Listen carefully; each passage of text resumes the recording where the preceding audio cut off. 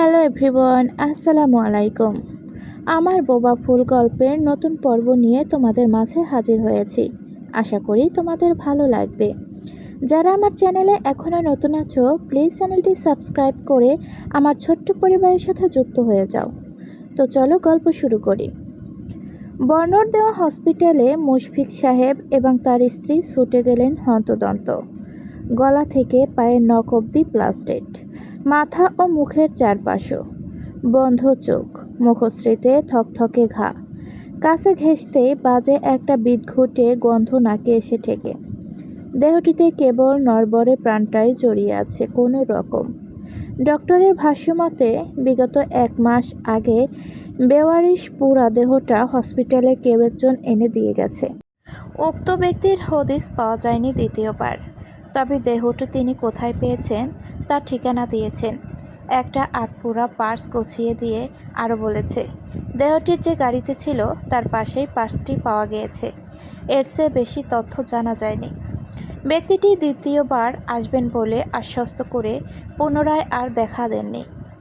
Doctor এও জানিয়ে দিলেন, আসফিয়ান বর্ণ গত সপ্তাহে হঠাৎ এসে দেহটি পরিচিত বলে শনাক্ত করেছেন এবং উন্নত চিকিৎসার ব্যবস্থা করেছেন। অধিকাংশ পুড়ে গলে যাওয়ার পার্সে থাকা আই কার্ডে মিশমিশ ছবি দেখেই অবিশ্বাস্য আতঙ্কে থরথরে কাঁপতে লাগে সামিয়া। নামগুলোর অর্ধেক দেখা যাচ্ছে না, তবে শুরুর 2-1 অক্ষর অভিভাবকের নামের সাথেও মিলে যাচ্ছে। দরদর ঘাম বেয়ে ঝরে কপাল ঘেঁষে একসময় চিৎকার করে অজ্ঞান হয়ে লুটিয়ে পড়ে সাবিয়া। অনু ওনাকে সামলানোর চেষ্টা করে। মুশফিক হায়দার তখন বাকশূন্য। চোখের সামনে বোধ হয় ভেসে ওঠে হাস্যোজ্জ্বল মিশমির মুখশ্রী। ইংলিশ, বাংলা বাদে বর্ণর আরও বৈদেশিক 5টি ভাষায় দক্ষতা অর্জন ছিল। এখন তা 6-এর রূপান্তর হয়েছে। আর লিস্টের 6 নম্বর ভাষার নাম হলো sign language with lip reading. গত 7টি মাস ধরে এই ভাষার কোর্স করে এসেছে।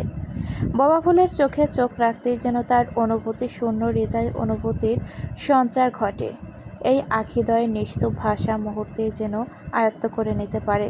মূলত তাই এত আয়োজন। সুখ এখন সুস্থ, হাঁটতে পারে, চলতে পারে, তবে আগের মতো চঞ্চল নয়।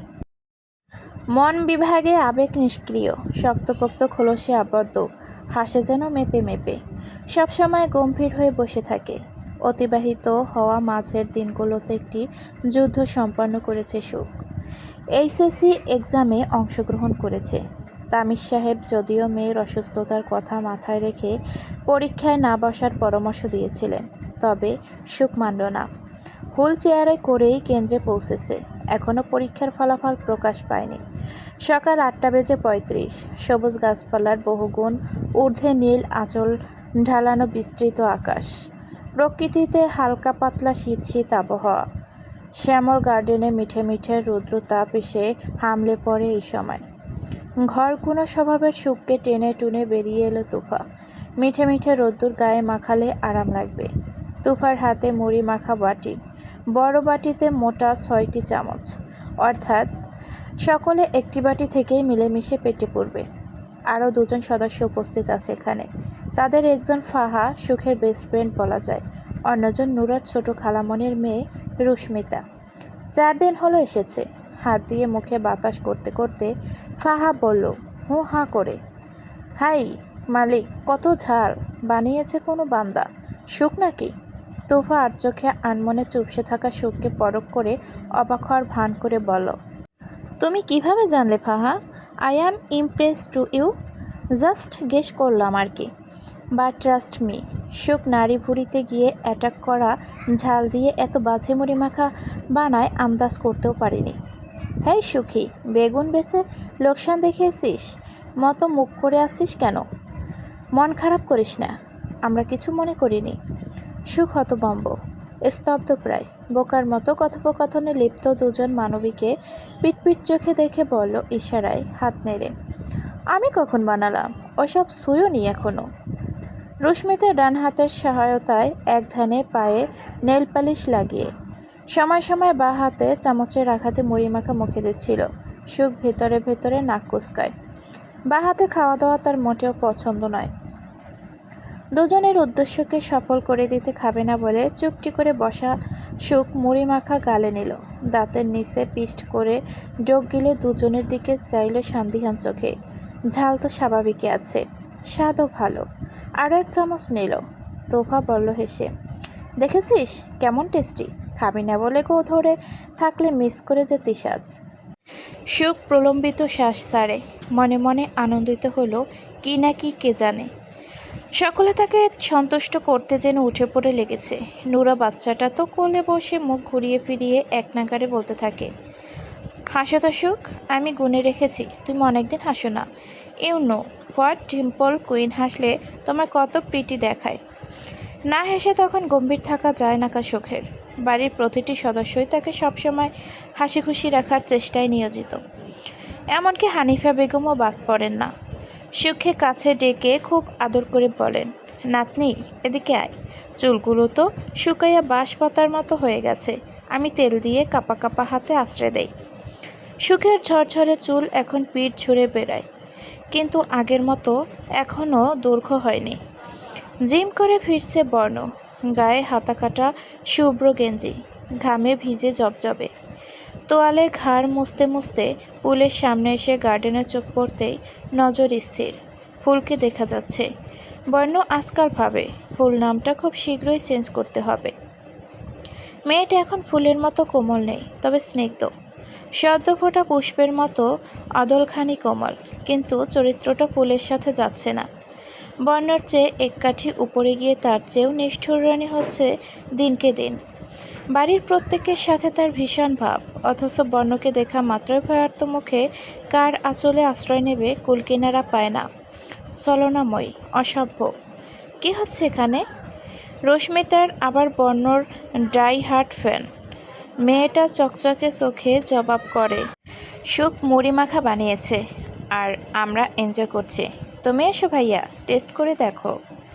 মেয়েটা আসলে জানি না কে বানিয়েছে। বেখেয়ালে তুফার কথাটাই মনে গেঁথে গেছে। বর্ণ সজোরে উপরনিচ মাথা ঝাঁকিয়ে এগিয়ে এলো।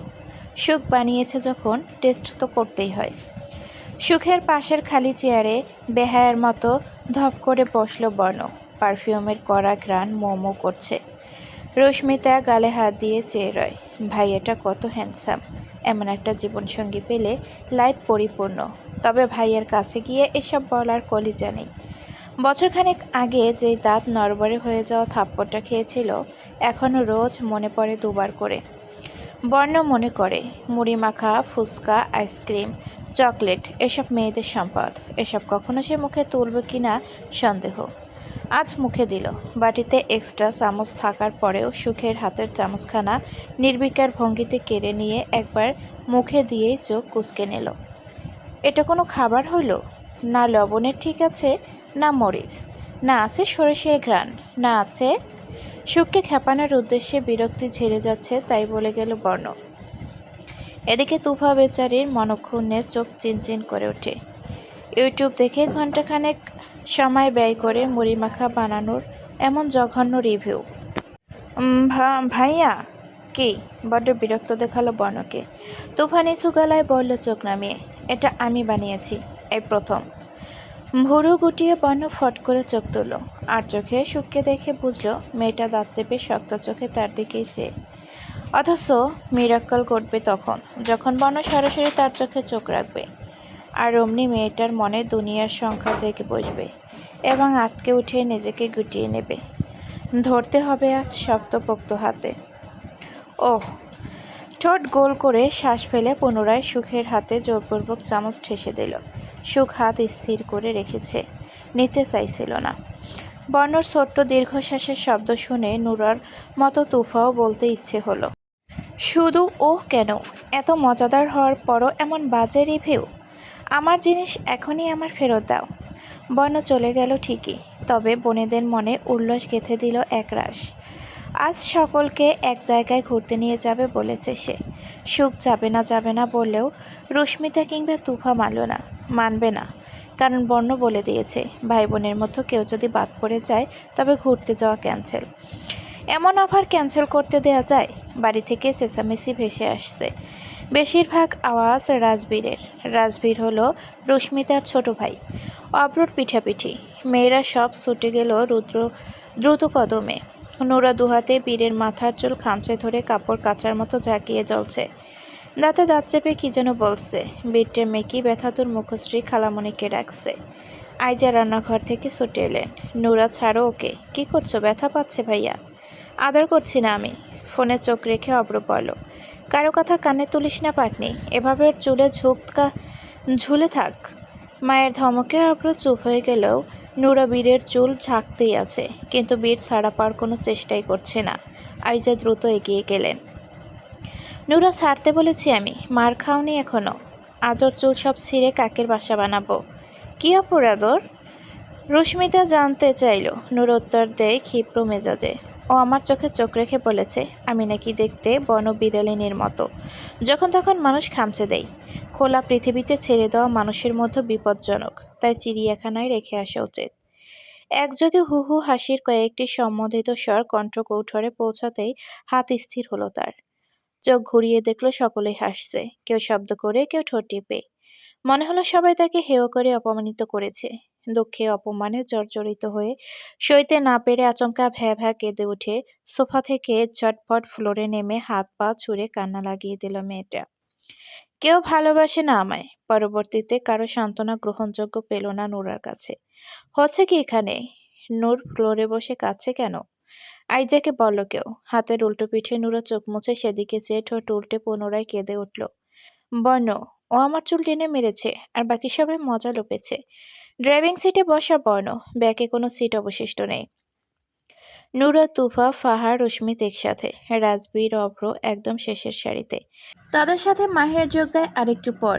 বাড়ির কর্তাকর্তীরা যার পরনে বিস্মিত হয়েছিল বর্ণ ভাই বোনদের নিজ খেয়ালে কোথাও নিয়ে যাচ্ছে দেখে। হানিফা বেগম তো দিনের বেলায় চাঁদ দেখার মতো গদগদ হয়ে আর্জি করে পেলেন তাকে সাথে নেওয়া যাবে কিনা। বৃদ্ধাকে যা বলার অভ্র বলেছে। দাদু নাতির মাঝে বেশ কিছুক্ষণ এই নিয়ে সাপের নেওয়ালে একটা মুখযুদ্ধ লেগেছিল।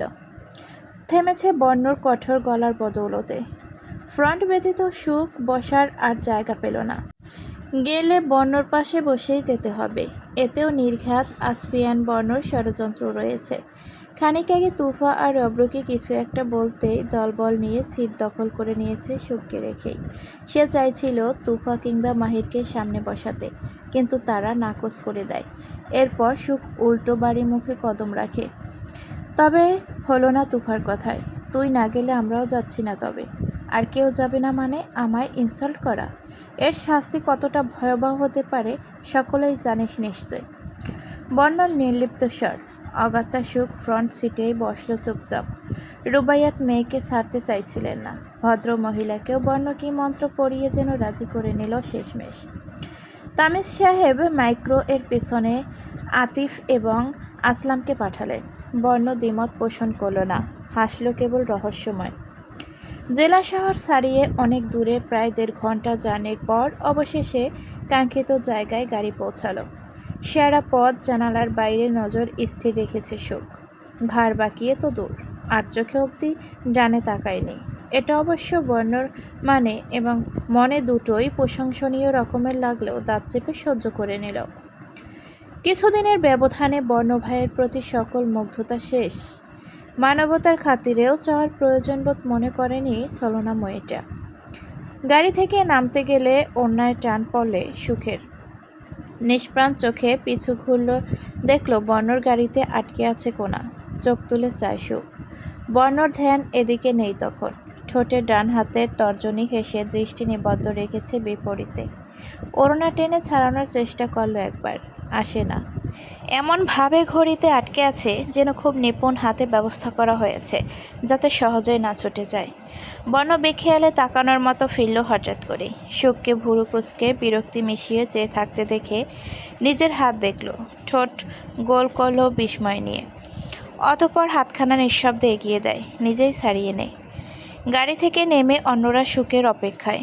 বর্ণ বলল গম্ভীর কণ্ঠে, মাহির, ওদের নিয়ে এগিয়ে যা, ফুল আসছে।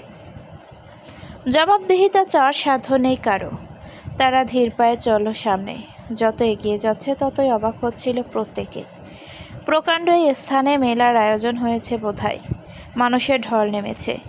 কোনো বাচ্চা ভুলক্রমে হাতের মুঠো থেকে গলে গেলে খুঁজে পাওয়া দুষ্কর হবে। খানিক অন্তর অন্তর জায়গা জুড়ে কত রং বেরঙের আয়োজন। কেউ ঘোড়ায় চড়ছে, প্রশিক্ষণপ্রাপ্ত নিরুত্তাপ হাতিও চোখে পড়ে। ফেরি লাইট, আর্টিফিশিয়াল ফুলে বেলুনে সাজানো প্রবেশপথ। রাতের বেলা প্রতিটি দৃশ্য আরও মনোরঞ্জন হলো।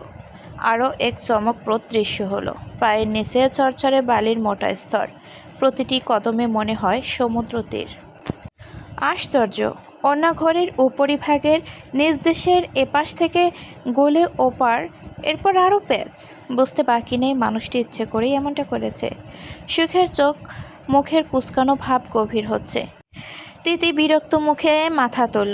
কাত হয়ে সিটে মাথা এলিয়ে বেশরমের মতো এক দৃষ্টিতে চেয়ে আছে বর্ণ। চাহনির মুগ্ধতারা বলে দিচ্ছে সুখের কপালে পড়া প্রতিটি ভাঁজ, ঠোঁটের নড়চড়, চোখের দৃঢ়তা, সব কিছু সূক্ষ্ম নেত্রে পরখ করছে। মেয়েটা চোখ তুলতেই বর্ণ হাসল ঠোঁট একপেশে। এখন ভয় লাগছে না আমাকে? কিছু সেকেন্ডের জন্য সুখ হতচকিত হয়েছিল বোধ করি।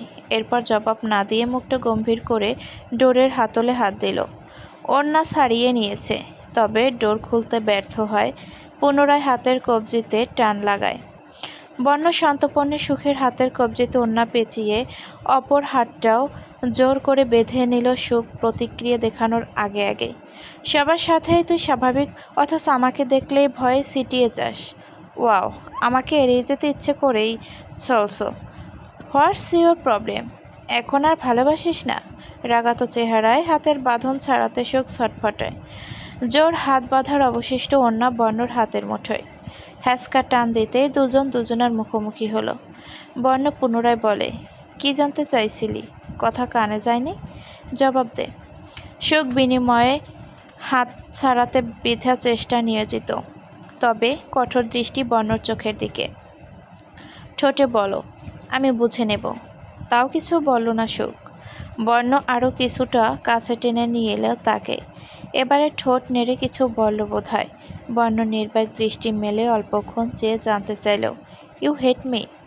এই পর্যায়ে এসে সে সম্বিত হলো। আই হেট ইউ বাক্যটি বর্ণ লিপ রিডিং করেছে। কিভাবে?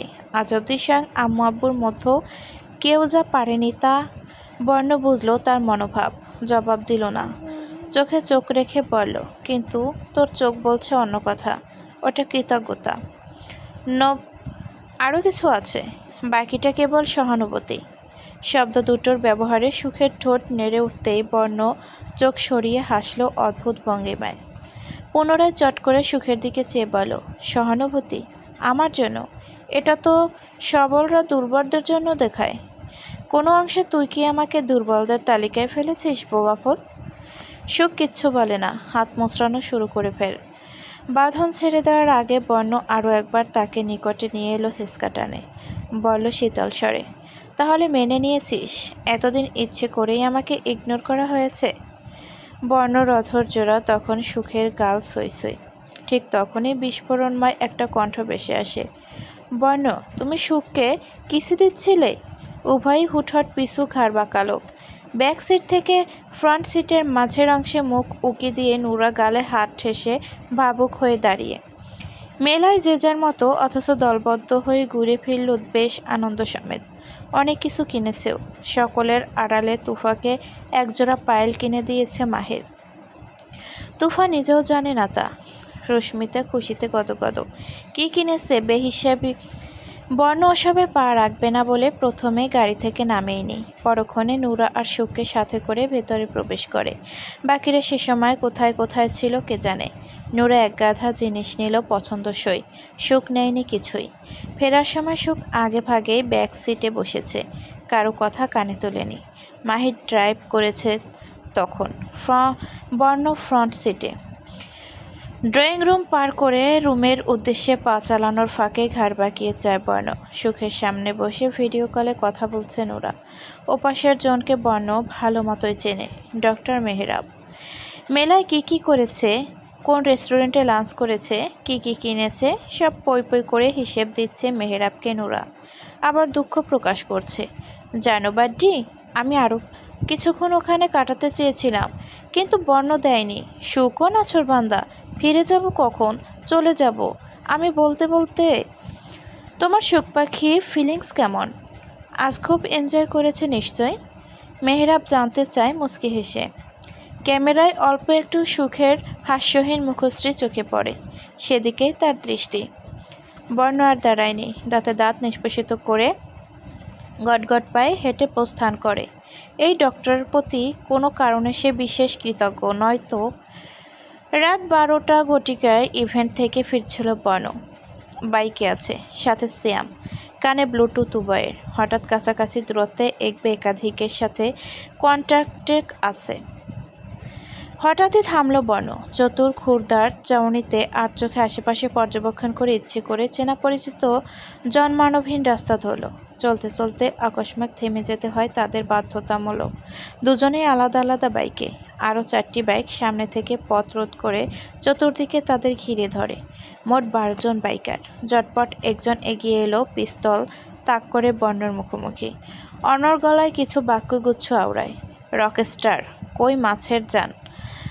দুবার জমের বাড়ি থেকে কায়দায় নিজে তো বেঁচে ফিরেছিস, আমার লোকদেরও কি সব খাইয়ে পরিয়ে আমারই সামনে সুইসাইড করতে বাধ্য করেছিস?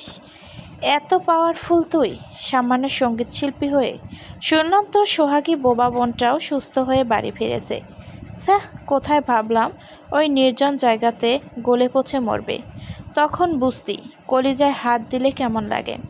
কিন্তু মিশমি, সে নিজের স্বার্থ হাসিল করতে তোকে পিরিতি দেখিয়ে ব্ল্যাকমেল করতে গেল। আজ কিভাবে বাঁচবি রে রকস্টার? কোনো প্রবাদ যেন বলিস তুই। পিপীলিকার পাখা গজায় মরিবার তরে, আজ পাখা চিরতরে ছেটে দেওয়া হবে তোর। কুচকুচে আধার অম্বর, ফাঁকা নির্জন রাস্তায় নিয়ন আলো জ্বলে নিভু নিভু। মুখোশে পরিধানে লোকটা বলল পরপর, কথাগুলো আমাদের বসপক্ষ থেকে ছিল rockstar. You are out today. বর্ণর খালি হাত, নিজেকে প্রোটেক্ট করার কোনো অস্ত্র নেই, অন্তত এতগুলোর পিস্তলের সামনে। তারা ভেবে নিল রকস্টার এবারে হেরে যাওয়া বিড়ালের মতো বশ্যতা স্বীকার করে ভয়ার্ত গলায় ক্ষমা চেয়ে নেবে, জীবন ভিক্ষে চাইবে। অথচ বর্ণ চোখে গগলস ঠিক করে বাইক ছেড়ে নেমে এলো। স্যারেন্ডার করার ভঙ্গিমায় ধীর পায়ে 1 পা 2 পা এগিয়ে রিভলভারের সামনে থামল। অতঃপর মুজেল হাতে চেপে স্বেচ্ছায় কপাল বরাবর ঠেকিয়ে সিংহের মতো শির উঁচু করে সগর্বে শীতল গলায় বলল স্বল্প ভাষায়, শুট মি। পরিস্থিতি স্তব্ধ হলো কিয়ৎক্ষণ। সিয়াম পাশে এসে দাঁড়ালো, বুকে হাত চেপে। লোকগুলো অবাক হলো বইকি। অল্পক্ষণ পর অবাক নির্বাক ছাপিয়ে বলল অদৃশ্য হুমকি স্বরূপ, আড়িতেরি করার আগ পর্যন্ত তোকে মারতে নিষেধ আছে। বসের জলজান্ত লাগবে তোকে, তবে এর আগে যদি কোনো গেম খেলছিস। বর্ণ বোধহয় তখন নির্লিপ্ত গলায় ঠোঁট নাড়িয়ে বলল, 1 2 3।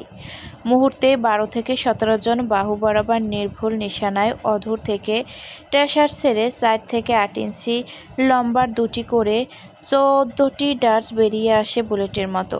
সেকেন্ডের ব্যবধানে 7 জনের কম্পিত শরীরে ভারসাম্য হারিয়ে হরহর করে পিচঢালা রাস্তায় লুটিয়ে পড়ে। রক্ত বের হচ্ছে না, মৃত্যু যন্ত্রণায় ছটফটও করছে না কেউ, অর্থাৎ মরেনি, কেবল সাময়িক সময়ের জন্য জ্ঞান হারিয়েছে।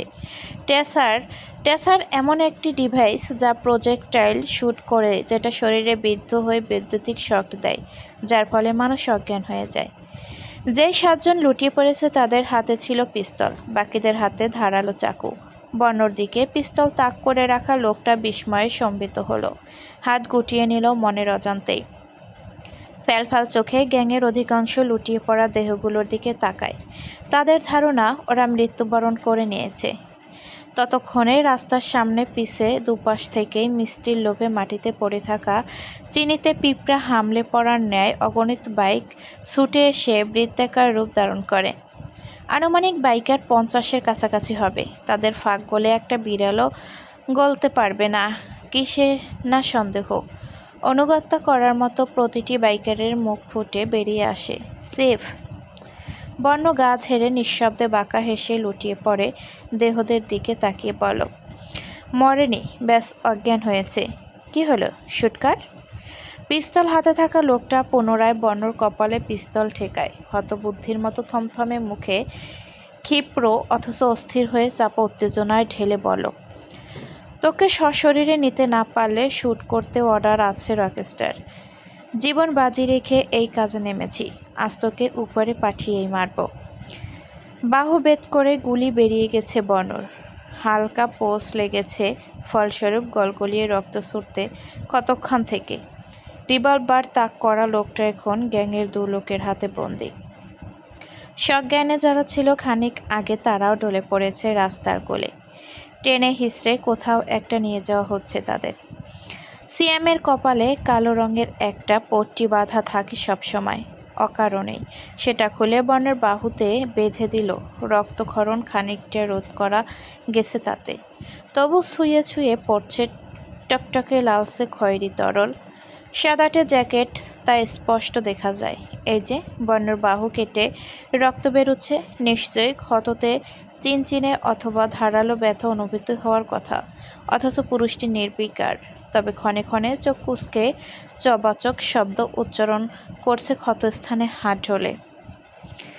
জিশান ল্যাপটপ খুলে এগিয়ে এলো, বলল রোবোটিক্স গলায়, জোসেফ জোয়ারদার, যে আড়ালে থেকে তোকে উপরে পাঠাতে একের পর এক প্ল্যান কষছে। মিশমির সিলেক্ট করা ভয়েসটাও তার। এই নিয়ে 3বার হামলা, সব ওরই চক্র। আসপিয়ান বর্ণ অনীহা প্রকাশ করে স্ক্রিনে নজর রাখল। সবেমাত্র জিসানের বলা লোকটাকে দেখা যাচ্ছে, সেই সাথে তার পুরো জানকারি। নিঃসন্দেহে জোসেফ জোয়ারদার একজন সুদর্শন ব্যক্তি। 6 প্যাক বডি, নীলমণিযুক্ত তীক্ষ্ণ চোখের দৃষ্টি, আরও আছে চতুর মস্তিষ্ক। সদ্য মনোভাবে মিশে ভাবুক হয় বর্ণ। 2 ভুরুর মধ্যভাগে তর্জনী ঘষে বলল, ওর সাথে আজও ফেস টু ফেস দেখা হয়নি একবারও। কলিজায় হাত দিলাম কখন। সিয়াম এক নজর ভদ্রলোককে চোখ তুলে দেখে পুনরায় পিছু হাত মুড়ে দৃষ্টি অনবধি রাখে। মনে মনে ড্রামা কিং উপাধি দিয়ে মুখ ভেঙচি দিল কিনা কে বোঝা দেয়। জিসান ফোঁস করে শ্বাস ছেড়ে স্মরণ করিয়ে দেওয়ার ভঙ্গিতে জবাব দেয়, ফিউ মান্থ অ্যাগো 54 crore টাকার ব্যাংক অ্যাকাউন্ট হ্যাক করেছিল আমাদের টিম, যার কিছু ভাগ দেশের বিভিন্ন এতিমখানা, বৃদ্ধাশ্রমে এবং বেসরকারি স্কুল, কলেজে সহ আরও কিছু প্রতিষ্ঠানে ডোনেট করা হয়েছে। দেশের সীমান্ত থেকে 2 জাহাজে মোট 99 জন নারী ভিনদেশে পাচার করার আগে ক্যাপ্টেনের টিম প্রোটেক্ট করে তাদের আপনজনদের কাছে ফিরিয়ে দেয়। এতেও প্রায় কোটি কোটি টাকার লোকসান। এগুলোকে কি কলিজায় হাত দেয়া বলে না? বলা বাহুল্য। ক্যাপ্টেন শব্দটি জিসান আরিয়ানের উদ্দেশ্যে বলেছে। বাংলাদেশ আর্মিতে ক্যাপ্টেন পদে রয়েছে আরিয়ান। রূপালী নিয়ন আলোয় বাইকে হেলান দিয়ে বুড়ো কুচকে বন্ধি লোকটার আপাদমস্তক পর্যবেক্ষণ করল। বেচারার সঙ্গী বাকি 11 জন বর্তমানে নিরুদ্দেশ বলা চলে। কে জানে কোথায় নিয়ে যাওয়া হয়েছে তাদের। হুট করে সোজা দাঁড়িয়ে গেল বর্ণ, ধীর পায়ে এগিয়ে গেল লোকটার উদ্দেশ্যে। ভয় পাচ্ছিল সে বর্ণকে এগোতে দেখে। এতক্ষণে তার ধারণা নেওয়া শেষ, এই রকস্টার কোনো সাধারণ মানুষ নয়। এর পিছু আরও কঠিন এক পরিচয় লুকিয়ে আছে, যা পাবলিক এখনও অবগত নয়। বর্ণর হাত বুকের দিকে এগুতে দেখে চোখ খিঁচে নিল লোকটা। পরবর্তীতে শরীরে আঘাত অনুভব না হতেই আবার চোখ মেলল। তার পরনের শার্ট দুদিকে ছিঁড়ে ফাঁক করে বোতামের মতো জিনিসটা হাতে নিয়ে ঘুরিয়ে ফিরিয়ে দেখতে লাগে বর্ণ। এটাকে স্পাই ক্যামেরা বলে। ওপারে একজন ব্যক্তি লাইভে আছে, মুন্না ভাই নাম তার। বর্ণ কিভাবে প্রতিবার বেঁচে যাওয়া আজ সরাসরি দেখতে চেয়েছিল, তবে সে এই মুহূর্তে বোধহয় স্তব্ধ, বাকশূন্য। বর্ণ ঠোঁট বাঁকিয়ে হেসে চোখের সামনে ক্যামেরাখানা তুলে ধরে বলল হেয়ালি গলায়, মৃদু অভিমান মিশিয়ে, কোনো এক কালে কত ভালো দোস্ত ছিলাম আমরা। সব ভুলে এভাবেই অধমকে ফিল্ড থেকে আউট করে দিতে চাস? Same on you. খুব অভিমান করেছি আমি। একটু থেমে হেসে বলে, সি ইউ সুন। কথা শেষ হতেই পায়ের নিচে ক্যামেরা পিস্ট করে পুনরায় বাইকে এসে বসে হাতের ইশারায় লোকটাকে নিয়ে যেতে ইঙ্গিত দেয়। এখন কোথায় আছে ও? স্বর গম্ভীর হলো। জিসান ল্যাপটপ কিবোর্ড বার কয়েক প্রেস করে জবাব দেয়, মুন্না ভাই বর্তমানে ইতালিতে অবস্থান করছে। একটা প্রশ্ন, সিয়াম বলল, বা হাতের তর্জনী তুলে। কেউ প্রত্যুত্তর করেনি, কেবল নজর তার পানে নিবদ্ধ করেছে ধীরস্থে। সে জানতে চায় এসবের পেছনে যে চিপ ছিল তা মুন্না ভাই কিভাবে জানল। এই ইনফরমেশন তো আড়ালে থাকার কথা। জিসান জবাব দেয়, ব্যাংক অ্যাকাউন্ট কে বা কারা হ্যাক করেছে এখনো জানে না ভদ্রলোক। তবে এটা জানতে পেরেছে যে নারী পাচারে ব্যর্থ হয় পেছনে কার হাত রয়েছে। আর এই ইনফরমেশনটা ও কিভাবে পেল? জিসান ঠোঁট এলিয়ে মৃদু হাসল। স্বয়ং আসফিয়ান বর্ণ দিয়েছে। সুখ এখনো জেগে আছে। রাত বাজে 1টা। আজ সারাবেলা খোশ মেজাজে কেটেছে। মিটিমিটি হাসিতে সবার সাথে প্রাণ খোলা আলাপ জমিয়েছে খানিক পূর্বেও। যে যার শোবার ঘরে। ড্রয়িং স্পেসে এই মুহূর্তে সে ছাড়া দ্বিতীয় কেউ উপস্থিত নেই। আব্বুকে সারপ্রাইজ দেবে বলে এতক্ষণ জেগে থাকা। তুফা অব্র কারণটা জানতে চেয়েছে বার কয়েক, কিন্তু সুখ প্রথমে সারপ্রাইজটা আব্বুকেই দেবে। আম্মু ছিল পাশে। কিছু মনে পড়ায় রুমে গিয়েছে।